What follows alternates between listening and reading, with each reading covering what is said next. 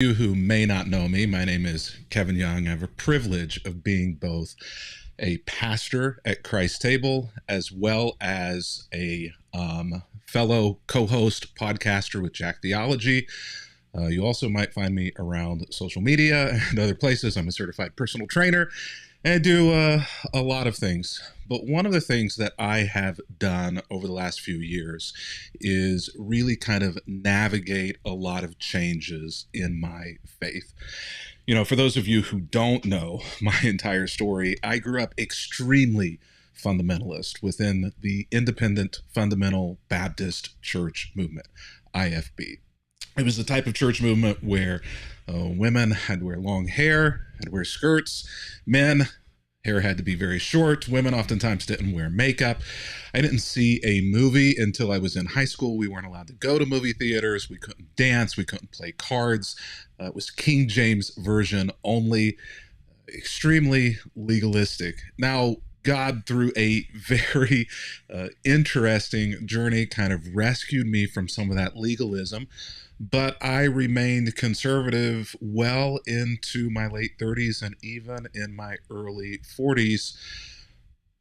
And as a pastor of a church, began to ask a lot of tough questions. As I began to see a lot of things happening in the culture and the community around me, I began to question whether or not the things that I had been taught growing up and in seminary resonated deeply with what I found in the Bible.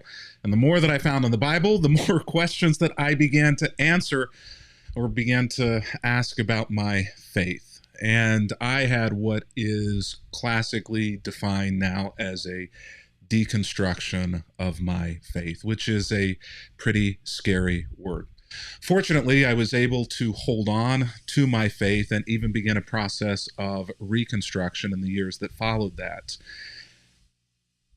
Hence the book, Reconstruct Your Faith, Ancient Ways to Make Your Relationship with God Whole Again.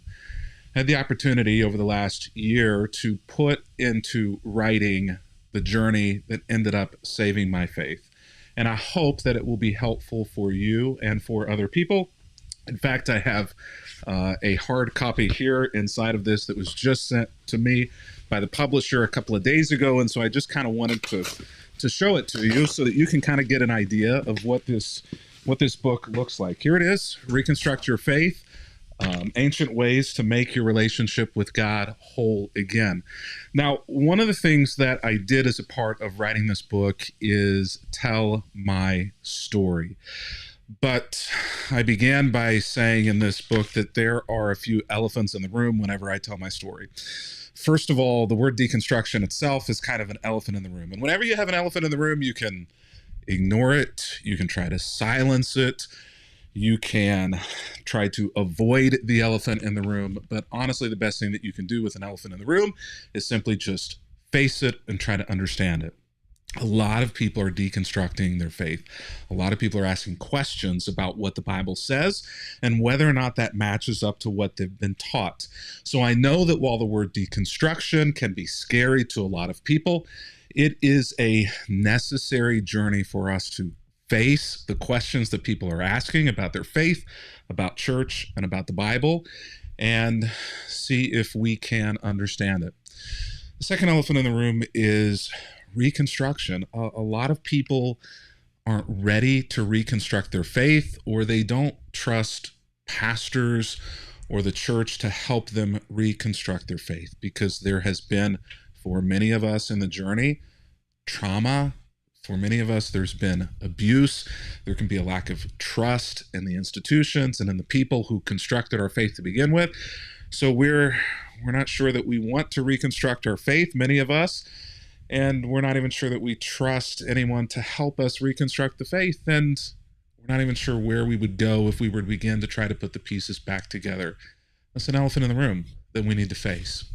Third elephant in the room is me writing this book. I'm not certain that the world needs another book written by somebody who looks like me with my past. But the truth of the matter is that I am writing this book to a very specific audience. people who have been like me on the journey. I had somebody ask me the other day, I'm not sure whether or not I should read this book because I'm not sure that my theology or my thinking lines up with you. And I said, actually, this book is kind of written to you. It's written to you if you're conservative. It's written to you if you are evangelical. It's written to you if you are strongly holding on to the Bible. It's written to you if you are strongly holding on to the church as much as you can. It's written to you if you have questions, if you have doubts, or if you have questions or doubts about deconstruction. This book is written to you, and I'm not trying to change your mind. I'm not trying to get you to change your theology. I'm not trying to get you to move anywhere politically. I'm not trying to get you to change your thinking on anything.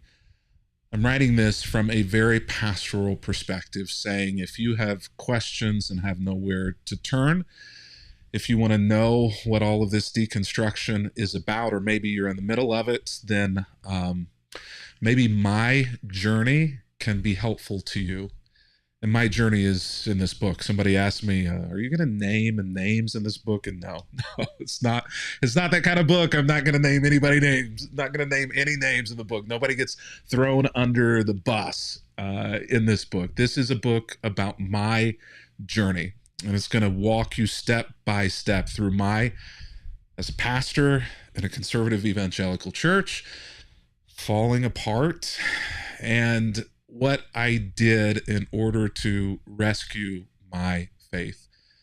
And I think it will be helpful to you as well. In fact, the first half of the book is about my journey, a very kind of vulnerable, gut-wrenching story about how I fell apart. I was talking to my therapist about it, and I said that I had a breakdown. And she said, did you find yourself in bed crying, not able to get out of bed, unable to function? And I said, well, pretty close. She said, well, maybe on the bubble as to whether or not it was a nervous breakdown, but it was a falling apart. It was a breakdown. And all of it is in this book. But the second half of the book is about reconstruction.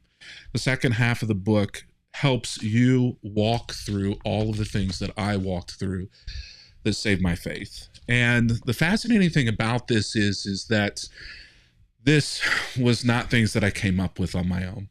What I discovered in my journey was that the church already had, from the very beginning, a path for people who, like me, were questioning faith, who had a very low level of trust in the church and in the church leaders that they had once trusted, which was where I was, and for people who weren't really sure anymore exactly what the Bible said, who had more questions than answers about the Bible.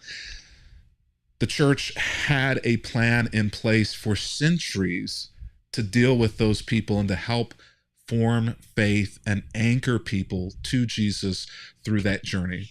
Whenever I found that, it was revolutionary to me, because I realized that there were already things that the church had been doing for centuries in order to help form people's faith that didn't require the institution of the church the way that I understood it, and also didn't necessarily require the text of the Bible, because the church had put these formational practices into practice before the Bible had even come about.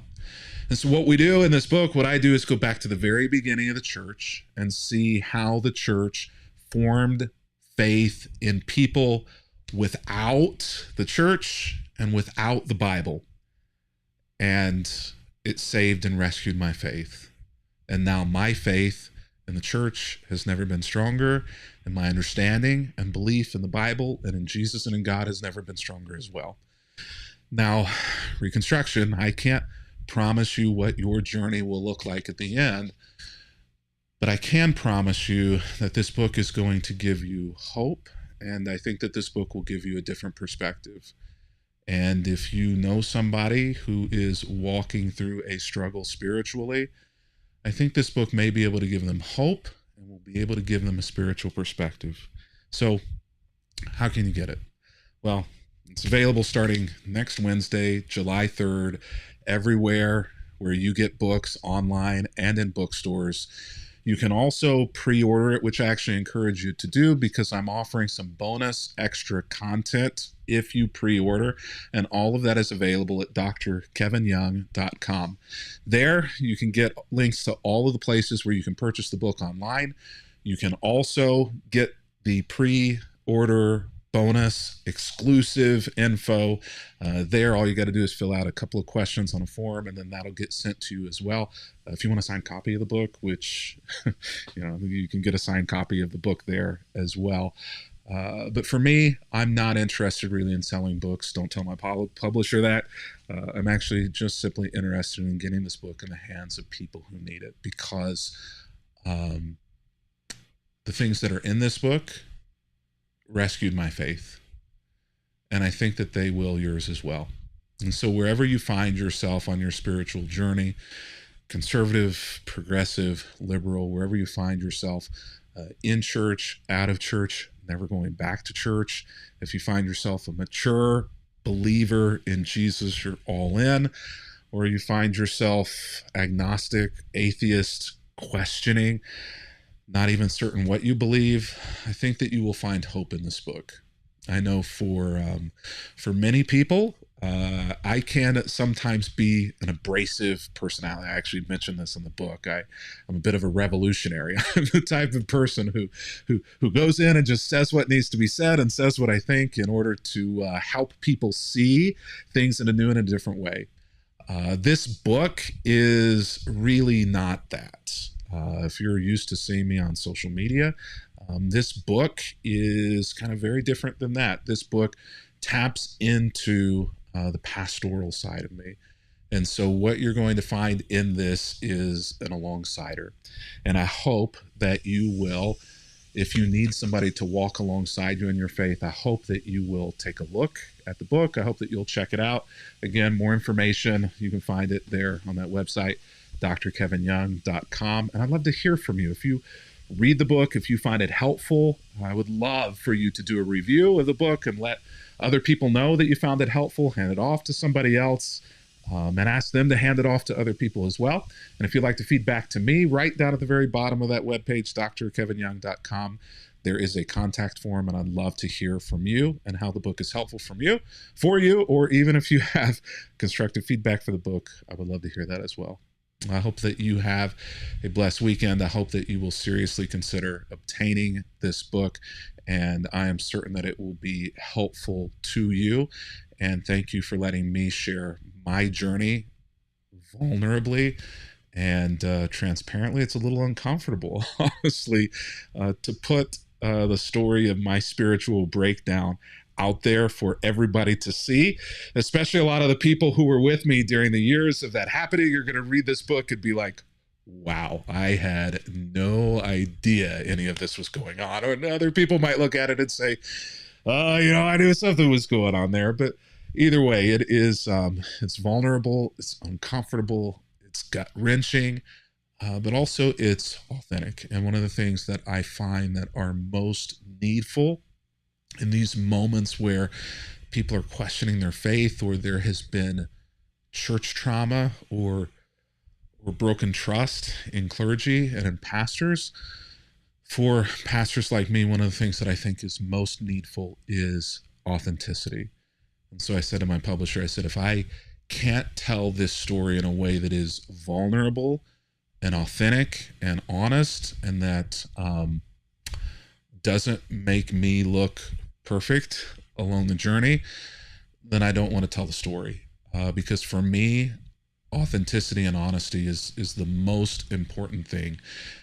And I think that this comes through in the book. It is transparently and authentically me, difficulties, problems, questions, doubts, frustrations, anger, and all of those emotions wrapped up into one. drkevinyoung.com. Reconstruct Your Faith. Ancient ways to make your relationship with God whole again. Get the book. Thanks.